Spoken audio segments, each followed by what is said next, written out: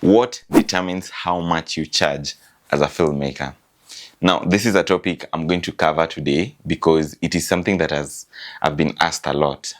Wilson, so what determines for you to charge a client this much, or maybe this other client this much?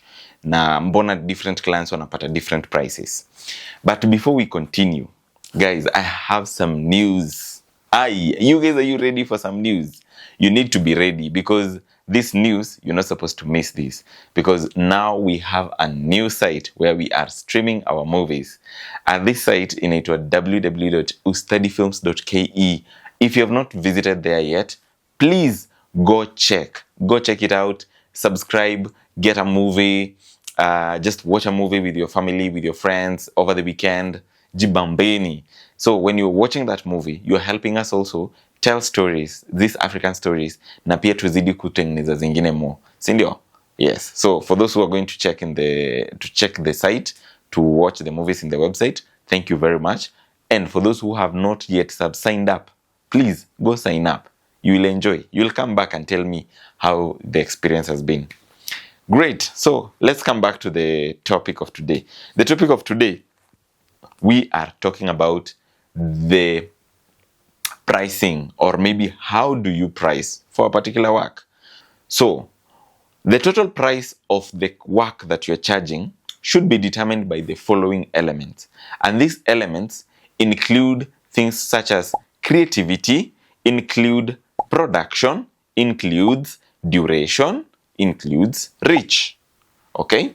Those are the 4 key pillars, or the 4 key elements that will determine your pricing. So let's look at each of them one by one. Number 1, we have talked about creativity. So creativity involves script, concept, venye utashoot your video, the kind of lighting you're going to do, the kind of production, and even the storytelling that you're going to do up to editing. That is the creativity we're talking about. So, however, how much effort that you put into making that story come into fruition is what will determine the price. So make sure when you're charging, you charge inclusive of creativity. Usicharge, unajua watu wengi, most of us tunarukaga hapo kwa script. And especially for people who do event videography, social events, let's say social events, tunarukaga hapo because we don't want to engage the client na script. Hatutaki kumpatia draft venye tunaenda kutengeneza product. Sisi juu tunajua tutaedit hivyo venye itatokea. We just go ahead and edit, and we think like, okay fine, see, creativity ni yangu. Nobody can edit the way you are doing. Nobody will tell a story the way you are doing. So be selfish with your work, and also be selfish while pricing, because creativity is one key thing that we miss out when it comes to pricing, because we just feel like, okay fine, si idea tu iko tu sawa, to shoot twende. No, it's not about the idea alone. It is all about the creation, how you want that video to look. Like the way my producer ananieka hivi, anataka video yangu ikae in a certain way. So that is her or his creativity. So iyo creativity venye anaipanga, yeye ndo anajua the best way to how it's supposed to be done. So iyo huwa inalipiwa kando. The next element ni gani? The next element sasa inakuja kwa production. Now, when you talk about production, we are talking about the kind of equipment that you're going to use to do that particular kind of work. So, for example, unaweza kuwa unatumia phone. Kama unafanya videography ama photography, unaweza kuwa unafanya na phone. Sasa zingine unaweza kuwa unafanya na very expensive cameras. Na sometimes you're just doing with maybe beginner or advanced cameras. So, and then again, also looking at how many equipment for that particular work. How many gears are you bringing on board or on set to go do that, to execute your job? Because umetengeneza concept, umetengeneza script, na hii script of course lazima uingie into production. So most of us huwa tunacharge production, we forget about the concept and maybe the script. Because look, for example, culprit wangapi wako hapo wenye wanaambiagwa kwa wedding, ninataka kamera 2, nataka sijui ni ukuje na drone, nataka. How many of you are culprits in that line? Kama wewe ni culprit, gonga comment hapo kwa comment box, so that let us now educate each other, because wewe unaendaga tu kwa ule mse wa wedding, anakwambia anataka kamera 2, anataka photographer 1, so you charge from the production but not on the concept. Yeye hataki kujua venye uta edit your video. Yeye kenye anataka kuona ni drone ikwe kwa wedding. Who cares? Anyway, that's a story for another day. The next thing, or the next element that determines that price that you're going to charge, nayo hii, of course najua most of us tumejipata tunadanganywa na sana sana watu photographers. Hii ni reach.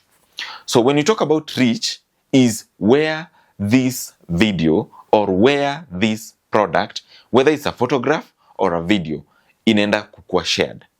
So reach, you're looking at it in terms of, huyu anakwambia, fine, nishutie videos, tunaziweka kwa website. Nishutie videos, I'm sharing them on social media.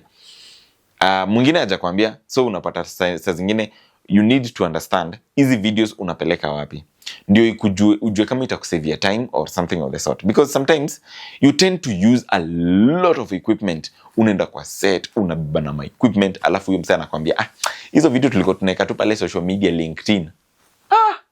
Si tungeshoot na phone, iPhone or Samsung. We shoot, tumalize post. Why were you making us carry all these? So understand the reach. Understand huyu jamaa wetu mwenye amefanya wedding, hii video yake anataka kuiweka wapi? Anataka akae nayo for how long? Okay? Like anataka kuiweka wapi? Maybe anataka watu waione kwa DVD, watakuwa wanaona kwa TV yake. TV yake ni mgongo ama ni HD, something of the sort. Like, you need to know. Also, sometimes there are people who are given work and then they do the work. It's just a simple documentary. But kidogo umeipata imefika hadi BBC. So you wonder like, okay, fine. But you didn't tell me about that. You just told me to come, tukuje tu twende to shoot. So understand the reach of that particular work, because it's your work. You have a right to it. Same thing na watu wenye wanakuaga sasa kwa photography. Photography ndo wamefall victim ya hii kitu vibaya sana. If I say photography, you understand that. Utaenda kwa studio, upigwe picha. Ukishapigwa picha, unasema tu, ni za profile picture ya WhatsApp. Nataka kuupdate. What? Kidogo, umepatana na picha kwa billboard. When did we agree that this is going to be like this? No, because you didn't agree. And unfortunately, maybe kama ni wewe ni mtu wa studio, hamkuwa mmesign split sheet ama whatever amount yenye, who is owning the rights of the image up to where, then kanaoga hivyo. So you make sure you understand the reach. Kama ni production, tunaipeleka kwa TV, tunaipeleka Netflix, tunaipeleka Showmax ilikufa. Anyway, tunaipeleka hizo whichever the TV stations, okay? So understand the reach. Ndio itakusaidia kujua how much are you the client, because they have just to tell you. Client hafai kukataa kukuambia anapeleka wapi video, anapeleka wapi photo. Kama ana post social media, let it be clear, this is social media. Nikipatana nayo kwa TV ina run tu ad pale hivyo imerun, I know you have paid for it, yet we didn't agree. That's why sasa unapata gasa zingine ukianza kutengeneza vitu kama hizo alafu utengeneze quotation, client akubali, you do a contract. Ndio uweze hizo contract uweze kustipulate such kind of things, okay? Number 4, the other thing that determines how much you're supposed to charge for your project, that film project, that photography or anything, is the duration. Okay, this one we miss out because all the time tunafanyaga like, okay fine, nimekushutia video, chukua, enda nayo. So it's done. But you need to understand how long is this property or is this product. How long are you going to use it? Of course, kama ni picha, you can use it forever. Video, you can use it forever. But kama ni ilikuwa ni mtu ana model, maybe atafanya for a certain campaign. Kama ni campaign ya unga, ana advertise unga wa $1, ama unga wa X, ama unga wa Ajab, ama whichever tu. Your duration, akona duration, like how long is this product going to be to stay in the place yenye imeekwa. So that you also write down, like nimepeana rights za hii picha zinaweza tumika up to this period of time. Same case with video. Nimepeana hii video inaweza tumika on social media up to a certain period of time. And una stipulate ni wapi. Because usipo stipulate ni wapi, then again, these people can shortchange you. So you need to be very, very smart. Okay?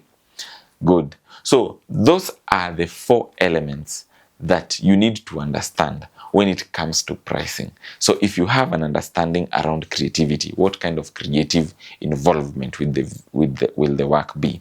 What kind of production involvement will the work be? And also, where is the work going to reach?